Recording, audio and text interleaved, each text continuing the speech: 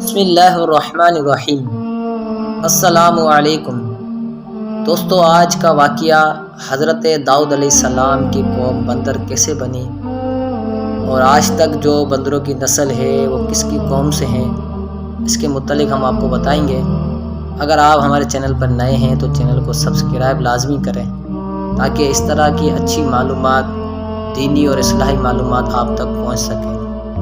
تو واقعے کی طرف چلتے ہیں کہ داؤد علیہ السلام کی قوم نے کون سی ایسی نافرمانی کی تھی جس کی وجہ سے ان کو یہ صلاح ملا کہ یہ انجام ان کو دیکھنا پڑا۔ آئیے چلتے ہیں۔ یہ روایت ہے کہ حضرت داؤد علیہ السلام کی قوم کے 70,000 آدمی عقبہ کے پاس سمندر کے کنارے ایلا نامی گاؤں میں رہتے تھے اور یہ لوگ بڑی فراخی اور خوشحالی کی زندگی بسر کرتے تھے۔ اللہ تعالیٰ نے ان لوگوں کا اس طرح امتحان لیا کہ سینیچر کے دن یعنی ہفتے کے دن مچھلی کا شکار ان لوگوں پر حرام فرما دیا اور ہفتے کے باقی دنوں میں شکار حلال فرما دیا، مگر اس طرح ان لوگوں کو آزمائش میں مبتلا فرما دیا کہ ہفتے کے دن بے شمار مچھلیاں آتی تھیں اور دوسرے دنوں میں نہیں آتی تھیں۔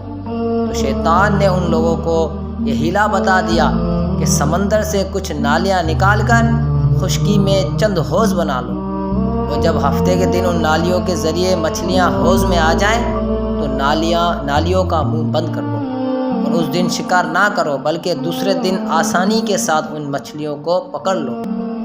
ان لوگوں کو یہ شیطانی ہیلا بازی پسند آ گئی اور ان لوگوں نے یہ نہیں سوچا کہ جب مچھلیاں نالیوں اور حوضوں میں مقید ہو گئی تو یہی ان کا شکار ہو گیا، تو ہفتے ہی کے دن شکار کرنا پایا گیا جو ان کے لیے حرام تھا۔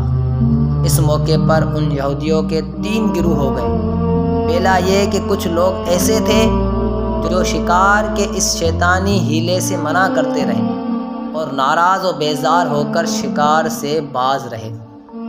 دوسرا یہ، اور کچھ لوگ اس کام کو دل سے برا جان کر خاموش رہے اور دوسروں کو منع نہ کرتے تھے، بلکہ منع کرنے والوں سے کہتے تھے کہ تم لوگ ایسی قوم کو کیوں نصیحت کرتے ہو جنہیں اللہ تعالیٰ ہلاک کرنے والا یا سخت عذاب یا سزا دینے والا ہے۔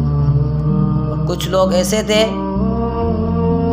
کہ وہ سرکش اور نافرمان لوگ تھے جنہوں نے حکم خداوندی کی اعلانیہ مخالفت کی اور شیطان کی ہیلا بازی کو مان کر ہفتے کے دن شکار کر لیا اور ان مچھلیوں کو کھایا اور بیچا بھی۔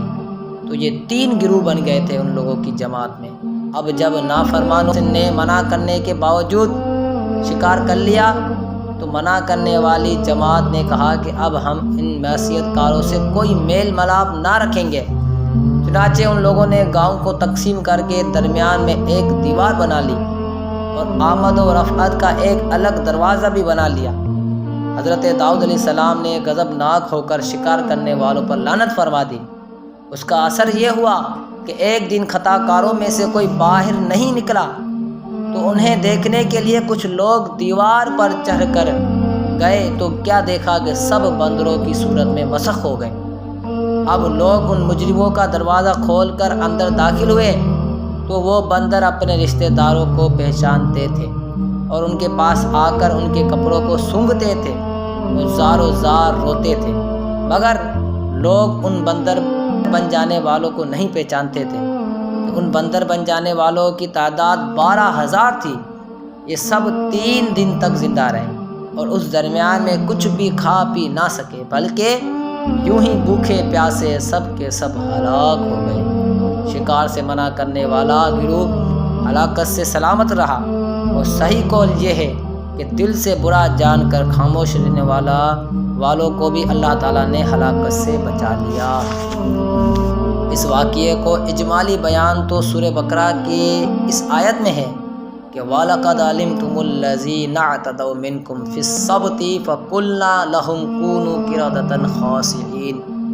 ترجمہ ہے کہ اور بے شک ضرور تمہیں معلوم ہے تم میں کہ وہ جنہوں نے ہفتے میں سرکشی کی تو ہم نے ان سے فرمایا کہ ہو جاؤ بندر دھتکارے ہوئے۔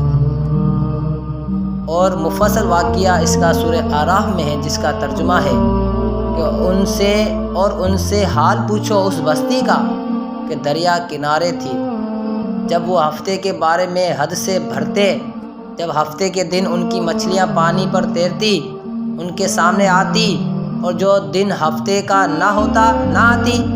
اس طرح ہم انہیں آزماتے تھے ان کی بے حکمی کے سبب۔ اور جب ان میں سے ایک گروہ نے کہا، کیوں نصیحت کرتے ہو ان لوگوں کو جنہیں اللہ ہلاک کرنے والا ہے یا انہیں سخت عذاب دینے والا ہے؟ بولے تمہارے رب کے حضور معذرت کو، اور شاید انہیں ڈر ہو۔ پھر جب وہ بھلا بیٹھے جو نصیحت انہیں ہوئی تھی، ہم نے بچا لیا وہ جو برائی سے منع کرتے تھے، اور ظالموں کو برے عذاب میں پکڑا، بدلہ ان کی نافرمانی کا۔ پھر جب انہوں نے ممانعت کے حکم سے سرکشی کی، ہم نے ان سے فرمایا، ہو جاؤ بندر دھتکارے ہوئے۔ اب اس سے ہم کو درس ہدایت یہ ملتا ہے کہ معلوم ہوا کہ شیطانی ہیلا بازیوں میں پڑھ کر اللہ تعالیٰ کے احکام کی نافرمانیوں کا انجام کتنا برا اور کس قدر خطرناک ہوتا ہے، اور خدا کے نبی جن بد نصیبوں پر لعنت فرما دے، وہ کیسے ہولناک عذاب الہی میں گرفتار ہو کر دنیا سے نیست و نابود ہو کر عذاب نار میں گرفتار ہو جاتے ہیں، اور دونوں جہاں میں ذلیل و خوار ہو جاتے ہیں۔ اصحاب ایلا کے اس دل ہلا دینے والے واقعے میں ہر مسلمان کے لیے بہت بڑی عبرتوں اور نصیحتوں کا سامان ہے۔ کاش اس واقعے سے مسلمان کے قلوب میں خوف خدا بندی کی لہر پیدا ہو جائے، اور وہ اللہ اور رسول عز و جل و صلی اللہ تعالیٰ علیہ وآلہ وسلم کی نافرمانیوں سے بچے رہیں۔ ناظرین، اب انتہائی سوال یہ پیدا ہوتا ہے کہ جو اکثر لوگوں کے ذہنوں میں ہوتا ہے کہ جو آج تک بندروں کی نسل آ رہی ہے، کیا وہ انہی کی قوم میں سے ہے؟ تو اس کا جواب حضرت عبداللہ بن مسعود رضی اللہ تعالیٰ عنہ نے صحیح مسلم میں منقول ہے کہ بعض لوگوں نے حضور سید المرسلین رحمۃ للعالمین سے سوال کیا کہ یہ جو بندر اور خنزیر، یعنی جو بندر، کیا وہ انہی کی قوم میں سے ہے؟ تو آپ نے فرمایا کہ اللہ تعالیٰ جس قوم پر عذاب بھیجتا ہے یا ان کو یہ مسخ والا عذاب یعنی کہ بندر بنا دیتا ہے، تو وہ انہی کے اوپر ہوتا ہے، ان کی نسلیں نہیں چلتی، بلکہ وہ کچھ دنوں میں ہلاک ہو جاتے ہیں۔ تو یہ غلط ہے، اکثر لوگوں کے ذہنوں میں ہوتا ہے کہ جو بندروں کی نسل ہے وہ انہی کی قوم میں سے ہے، تو یہ غلط ہے، کیونکہ بندر اور خنزیر پہلے سے ہی موجود تھے۔ ویڈیو پسند آئی تو ویڈیو کو لائک شیئر لازمی کرنا، اور اگر آپ ہمارے چینل پر نئے ہیں تو چینل کو سبسکرائب لازمی کرنا، تاکہ اس طرح کی اچھی معلومات آپ کے پاس پہنچ سکے۔ جزاک اللہ خیر۔